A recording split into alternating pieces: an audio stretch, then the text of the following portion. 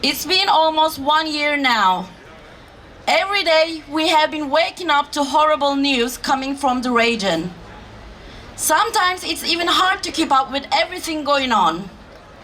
The ongoing mass killings in Gaza, raids by the Israeli army in West Bank, the attack of illegal settlers in the occupied areas, the unknown situation of hostages, and families slowly losing hope, displaced people, and now the fear of regional war. It's unbelievable that the Israeli right extremist government is still being supported by governments like Germany or by some people who think they are showing solidarity with Jewish people. A government that keeps committing war crimes not just in Gaza, but also in Lebanon. A government that does not care about any civilians, even the hostages still kept by Hamas. A government that fully supports the settler violence in the occupied West Bank. A government that beats up the people, including the families of hostages during protests against war. A government that kills peace activists, journalists, doctors. It's also unbelievable that jihadist governments and organizations like Islamic Republic of Iran, Hezbollah, Houthis, and of course Hamas are still getting sympathy and being praised for their actions by some people who think they are showing solidarity with Palestinian people. Hamas, Houthis, Hezbollah, Islamic Republic of Iran do not care about anything but their power.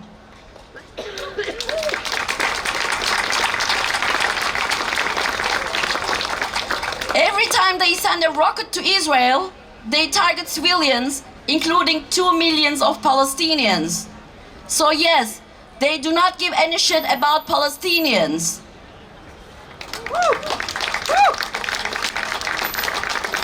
The current situation in the region is complete disaster.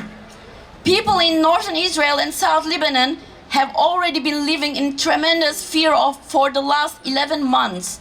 And now the entire region is alarmed. We can't afford a regional war. We don't have time to waste anymore. Only a deal that ensures a permanent ceasefire and hostage release can end this horror.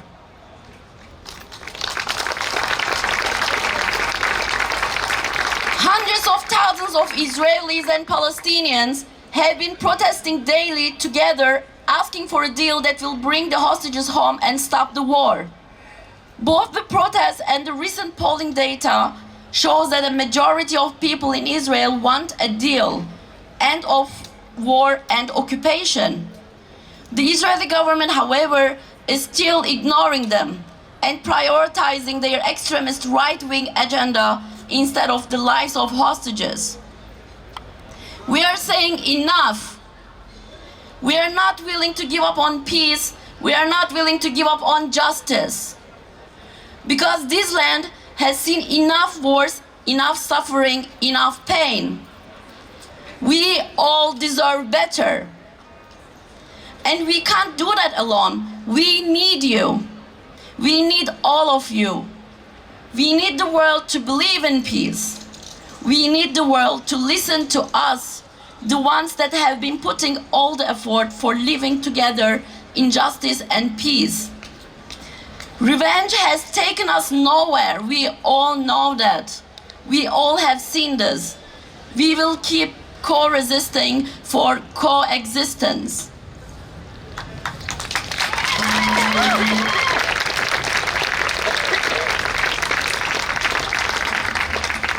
Here you have heard a couple of stories out of many. They are all full of pain and suffering, but still craving for peace. So if we, the most affected ones, are not losing our hope, then you shouldn't. I'm gonna end up my speech with a letter from Dina. These are Dina's words. Don't worry about me, my dear Dina. I have eagle eyes. That was my dad's message to me on September 19th after I've checked on him again. When I think of Lebanon, I imagine a place that used to be called the Paris of the Middle East. I imagine the place under the cedars at the Mediterranean Sea with ancient seaports and biblical cities, one of the oldest of its kind. The smell of freshly baked bread with za'atar and olive oil. The smell of pine trees, rosewater, and shawarma. I imagine old men frying fish, old women smoking shisha on their balconies, young people celebrating life, getting married, becoming parents. I also imagine hiding under the table in my grandma's house, hearing bomb explosions and helicopters outside. I remember my dad telling me to avoid eye contact with the soldiers at the military checkpoint. I imagine canceling dinner plans with my cousin since there has just been a car bomb detonating in front of the restaurant. I imagine a whole country in grief after the assassination of its president. But still, I imagine a place I spend the most beautiful summers wandering through old narrow streets, celebrating every night with my family as it could be one of our lasts. I refuse to witness this beautiful place becoming a bad version of itself again. A place trapped between Israel, Syria, and Palestine, being dragged into multiple wars while not even having a decent government that takes care of its people. A place that is still recovering from the biggest non-nuclear explosion of all times happening just 4 years ago. The dead of August 4th are still being mourned, and here they are, the victims of Israel's so-called high-tech war. The people I love most, right in the middle of it. And here they are, the brave people of Lebanon, getting up again and again, day after day. I believe living in Lebanon means to be surrounded by brave people, holding hands, refusing to leave their home, celebrating life once more. Every night, now more than ever.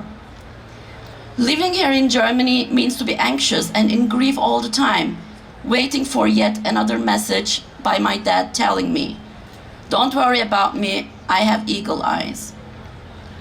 Cease fire now, no more killing, and stop the hate. Thank you.